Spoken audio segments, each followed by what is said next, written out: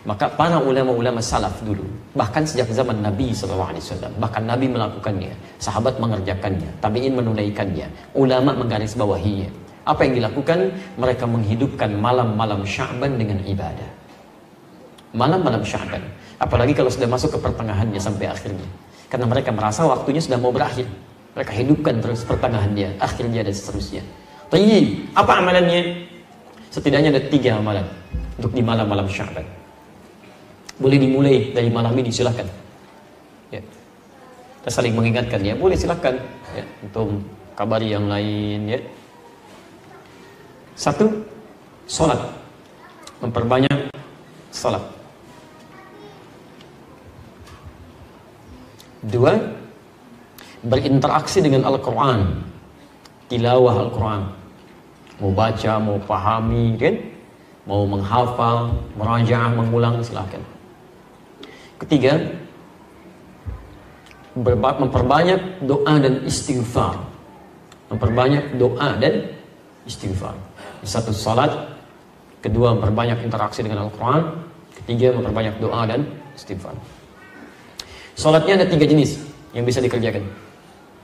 1, qiyamul lail. Qiyam al-lail, qiyamul lail. 2, tahajud. 3, witir. Qiyamul lail, tahajud, witir. Baik, kalau secara bahasa, qiyamul lail itu semua salat yang dikerjakan di malam hari. Salat pada malam hari. Tapi kalau spesifik istilah fiqih, qiyamul lail itu adalah salat yang dikerjakan pasca salat isya dan sunnahnya tanpa diawali dengan tidur terlebih dahulu. Jadi untuk membedakan dengan tahajud. Kalau qiyamul lail, Anda sudah salat isya, kemudian salat sunnah, lalu Anda salat di situ 2 rakaat, 4 rakaat, 6 rakaat, tutup dengan witir 1 rakaat atau 3 rakaat. Itu disebut dengan qiyamul lail. Di luar bulan Sya'ban, umumnya salat ini dikerjakan bagi orang yang belum tentu bangun di malam hari. Karena terlampau lelah misalnya, diduga tidak bisa bangun malam, maka dia salat terlebih dahulu sebelum tidur, tutup dengan witir sebelum tidur. Jelas ya? Tapi di bulan Sya'ban tidak harus menunggu itu. Ya, silahkan, nggak apa-apa. Begitu selesai isya, salat sunnahnya, menjelang tidur Anda salat dulu 2 rakaat, 4 rakaat, kan? 6 rakaat, kemudian witir, dan boleh malamnya tahajud lagi setelah Anda tidur, silahkan, nggak ada masalah. Ya. Nah, dalam konteks qiyamul lail ini, ya, isyarat di Qur'annya jangan mempersulit, mudahkan. Bahkan bacaan-bacaannya pilih yang paling mudah. Ya. Quran surah ke-73 ayat 20. Faqra'u ma tayassara minal Qur'an. Silakan baca yang mudah-mudah, ringan-ringan dari Al-Qur'an. Silakan. Ya. Dan ringan itu bisa relatif ya. Ringannya Nabi itu 100 ayat Al-Baqarah. Ringan itu ya. Masya Allah. Antum ya demikian. Qul huwallah ya. Kemudian An-Nas rakaat kedua. Hari keduanya tambah lagi Ad-Duha, setelahnya Alam Nashrah. Naik lagi. Ya. Jadi kalau bisa begini, saran saya, hidupkan di keluarga. Dengan anak-anak boleh kok jamaah. Boleh untuk memberikan bimbingan, boleh ya, tahajud atau qiyamul lail berjamaah untuk memberikan bimbingan itu sah. Seperti Nabi pernah menjadi imam bagi Abdullah bin Abbas radhiyallahu taala anhuma. Salat malam ada di Abu Dawud nomor hadis 1365 ketika di rumah Sayyidah Maimunah.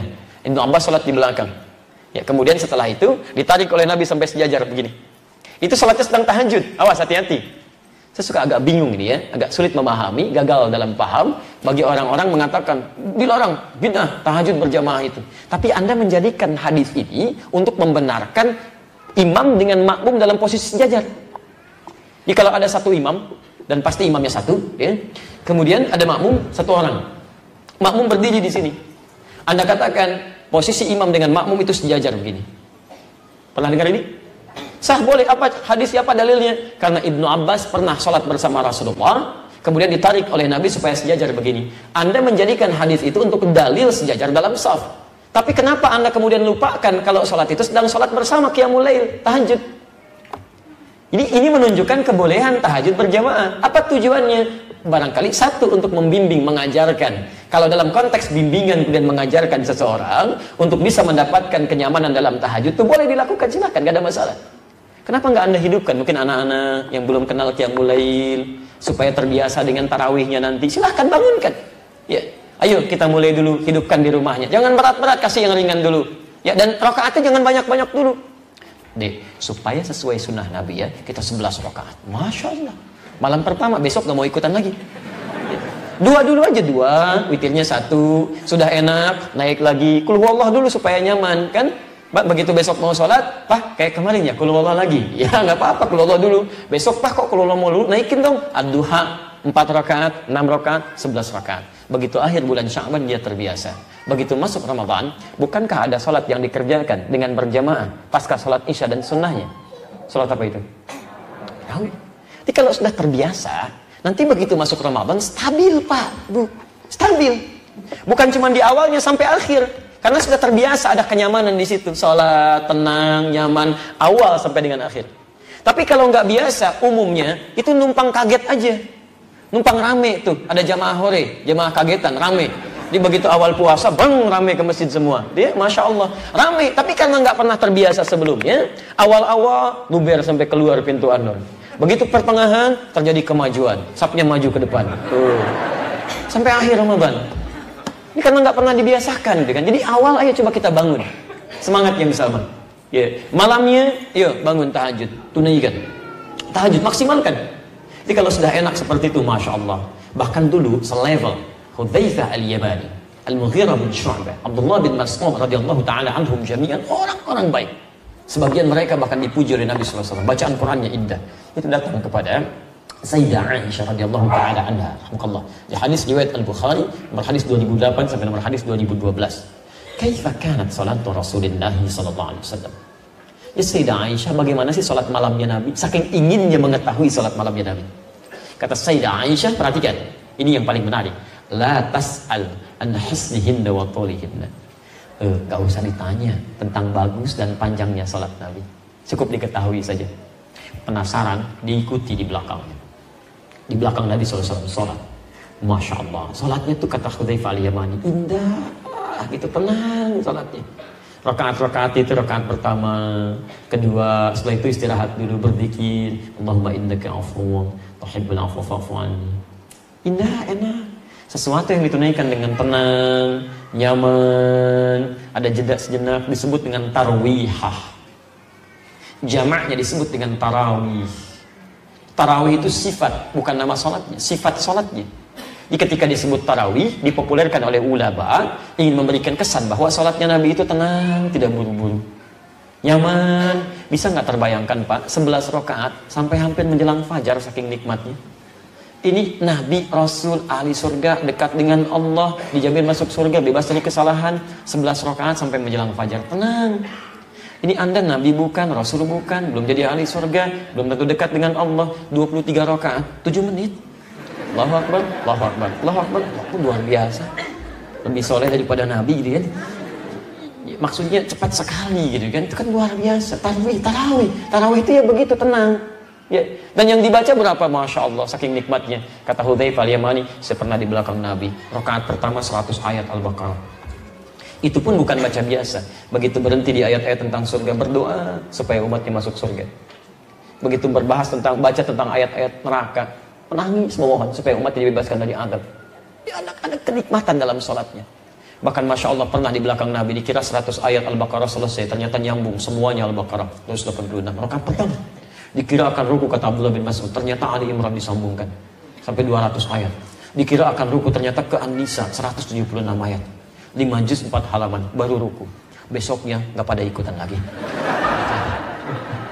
Bukan capek, tapi kata Abdullah bin Mas'ud, bukan capek, saya sering menduga, katanya. Ini saya jadi berprasangka pada diri saya, jadi sering menduga, jadi nggak enak sama Nabi. Ini sekarang bukan rukunya. Nikmat, mereka sudah biasa salat malam.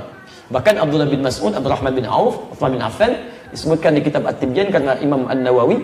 Saya punya terbitan Darul Kutub Al-Islamiyah warna merah marun, halaman 38. Ya, paragraf pertama bagi 1 sampai 2, posisi paling kanan sebelah atas. Itu mereka sepeninggal Nabi menikmati sholat tahajud sampai hatam Quran. Semalam hatam Quran. Diberikan keberkahan waktunya oleh Allah Subhanahu wa taala. Nah, jadi Bapak dan Ibu sekalian, ayo kita hidupkan malamnya. Ayo kita hidupkan. Makanya malam-malam Sya'ban itu ulama menghidupkan waktu malamnya. Silahkan cek. Anda buka kitab Syekhul Islam Ibnu Taimiyah Majmu' Fatawa, juz ke-23, halaman 123. Ya, disebutkan dengan redaksi berbeda, substansi yang sama.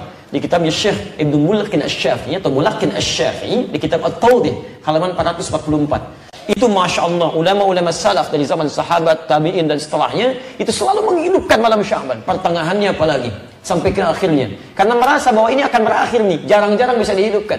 Ada yang salat tahajud, qiyamul lail, baca Quran, Masya Allah, dihidupkan oleh mereka, ya, dihidupkan. Dan ada yang memanggil ayo orang lain untuk ikut sama-sama hidupkan malamnya. Ya, bukan dalam konteks ikut mengadakan ini itu, bukan, ya. Tapi dalam konteks menghidupkan malamnya, diajak orang lain, ayo coba hidupkan. Ada yang ke masjid, ada yang di rumah, ya, baca Quran macam-macam, ada yang Yasinan, ada yang Baqarahan, Ali Imranan, An-Nisaan, ya, Al-An'aman, Al-Arafan. Ya. Ini tidak harus Anda batasi. Malam nisfu Sya'ban, pertengahan Sya'ban, ini sunnahnya cuma Yasin aja ya, sekian kali, yang lain tidak. Itu tidak tepat. Silakan Anda mau baca ayat apa saja silakan. Gak ada masalah di sini. Anda baca Yasin, silakan. Al-Baqarah, silakan. Ali Imran, silakan. Silakan populerkan. Nanti antum mau baca apa? Saya Baqarahan, Masya Allah. Antum Ali Imranan, Masya Allah. Antum Al-An'aman, Masya Allah. Yang sana apa? Yasinan. Sudah selesai. Baca, pahami isinya, amalkan isinya. Itu poinnya.